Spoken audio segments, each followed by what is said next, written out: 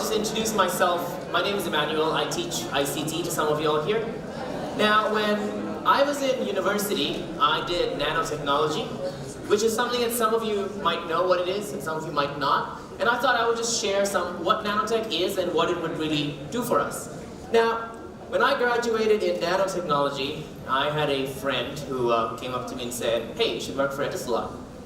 And I asked him, why Etisalat? Apparently he thought just because Etisalat sells nano SIMs, Etisalat has something to do with nanotech. So I just thought I'd clear it out there. Everything with nano in it, most things with nano in it has nothing to do with nanotech. iPod nanos or whatever. Apparently companies think putting nano on it will sell their product. So let me clear that out there. Things with nano in it doesn't really have anything to do with nanotech. So what is nanotech? I'm going to start with a more geekier definition, and then I'll just explain it as I go on. So, simply put, nanotech is engineering at 1 billionth of a meter. Whenever you're dealing with any form of engineering at that scale, it falls under nanotechnology. Now, 1 nanometer is 1 billionth the size of the smallest measure you have on a ruler, which is 1 millimeter. Now, that might not really mean a lot to most people who can't relate to these units. So I'm going to start connecting these with real everyday objects. Think of a strand of your hair on your head. One strand of your hair. One strand of your hair is 100,000 nanometers thick.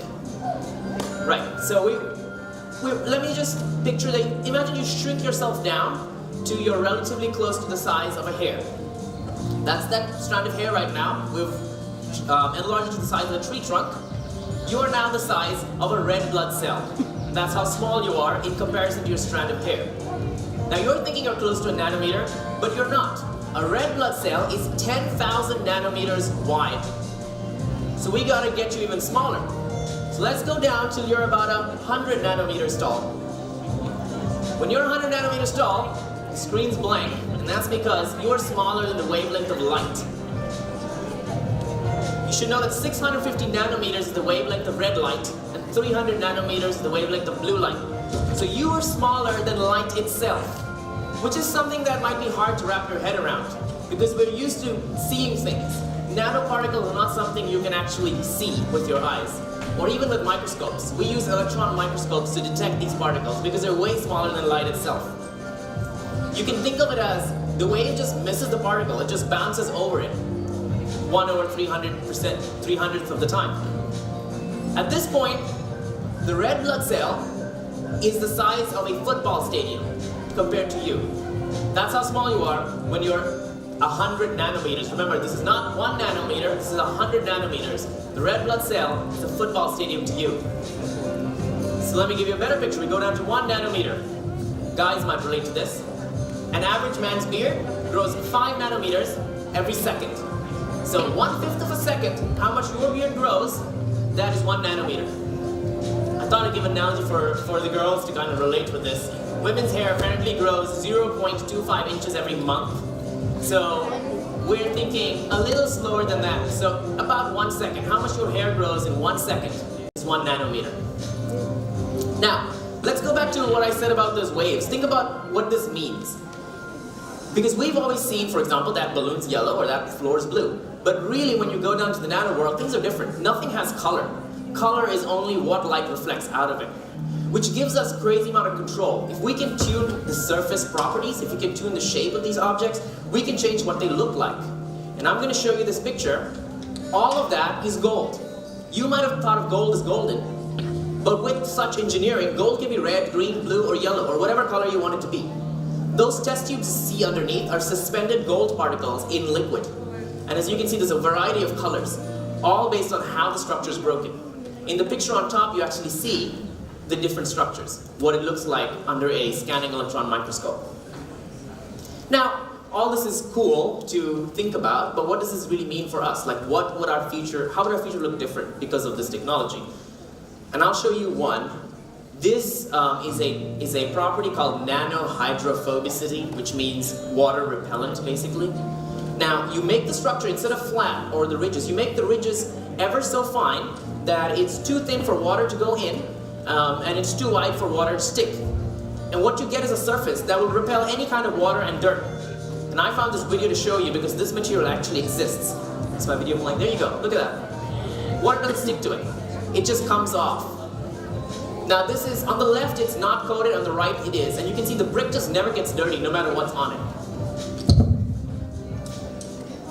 This is something that can be applied in any material. You're going to see gloves being dipped in mud. The one on the left is not coated, and the one on the right, the surface has been modified to be nano hydrophobic.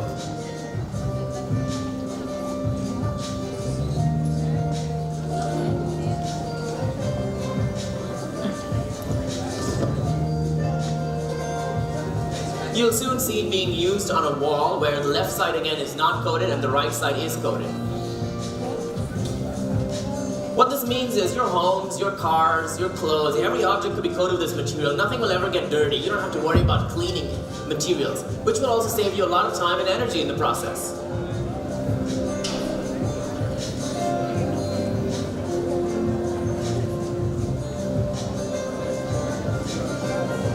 Now, there's more. This is another structure. This is called nano wire grass. It sits on top of a regular solar panel. Now, solar panels, most of you might know, is very inefficient. But we changed that by including these structures. That increases the surface area, and it really improves the efficiency of a solar cell by at least 20 times. This is an idea that Nokia played with, by the way, before they were bought by Microsoft.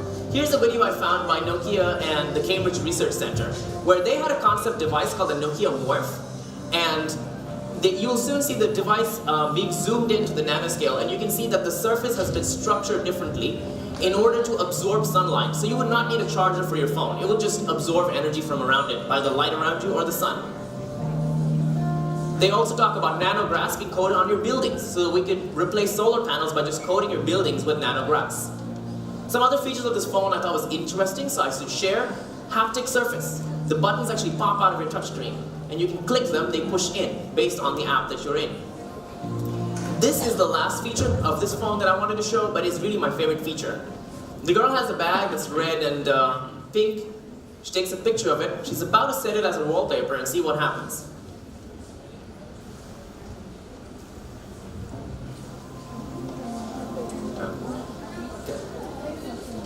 And you'll see as soon as she presses yes, the entire device will change to that picture.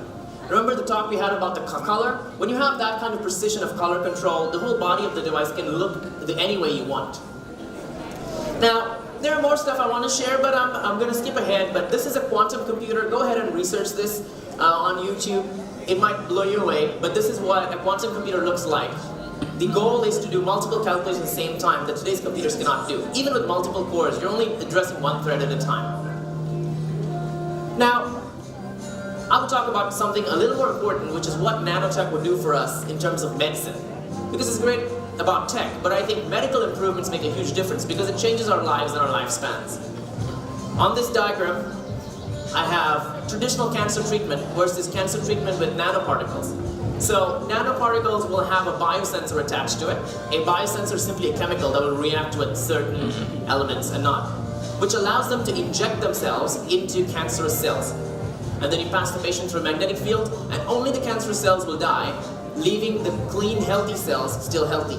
Which is different from regular chemotherapy, because as you see on the left, chemotherapy actually destroys the healthy cells around it, which is why you have these side effects. This brings us closer to actually curing cancer. These are things that are in the test right now. There are also other protein-based nanoparticles that you can just inject, and you take a few days while the particle automatically kills cell by cell. And they're protein-based, so they don't exactly react too negatively with your body either. This is a nano test tube. A nano test tube can hold about even 2 or 3 molecules of medicine. It will go directly to your organ and then open up. So for instance, you want to take a medicine for a pancreas, it will go all the way to your pancreas before opening up. So it does not react with any other organ, reduces your side effects. I will share one story about stem cell treatment. Whom you see on the screen is Denise Williams, with her son. She has had a severe heart attack. She's 61 years old, by the way. And her heart was working at her 10% of her working capacity. And the doctors basically gave up hope on her. And then she heard about this medical trial where they were using stem cell treatment to cure hearts. So just so you have an idea, in a stem cell treatment, essentially they take some of your stem cells from your bone marrow, which contains all of your DNA, and then they try to use that to regrow your organs, regrow a heart. Just like what happened to you when you grew up from a baby to an adult. And you'd be surprised to know that the surgery was successful. And she described her emotions as she felt like she had the heart of a 20-year-old because her cells were being replaced by new cells. But besides injecting stem cells, not so long ago, we were able to make our own human heart with your own stem cells. One of the advantages of this is that most times the heart transplant, one of the biggest problem is your recipient heart your body gonna reject it because you're of different DNA. But when it's made out of your own stem cells, you don't have that kind of a risk. Imagine life ahead of us. I think thinking about these things should bring us hope. Did you know that originally, before medicine, a lot of people died because of something like toothache? The kind of diseases that cause people to die over the years has changed. In the future, something like cancer that we think of today as a big deal, or a heart attack, might be something that is very minute. Now, some of you might see this in your generation, but I can guarantee you that maybe 2 generations time, when you have grandchildren, when they look up to you, they might think of this whole thing of someone having a heart attack and getting a new heart as a very ordinary thing. They might look back at you and find it weird when you tell them, you know, when our parents had a heart attack and eventually at some point they passed away. They might find that weird because it might be normal for you to go get a new heart or go get a new organ. As you look at this, I really hope that you would think about the future in a very positive sense. And some of you, I would say all of you, will actually get to see it. But I hope some of you who are interested in science and research will actually get to be a part of this. Thank you.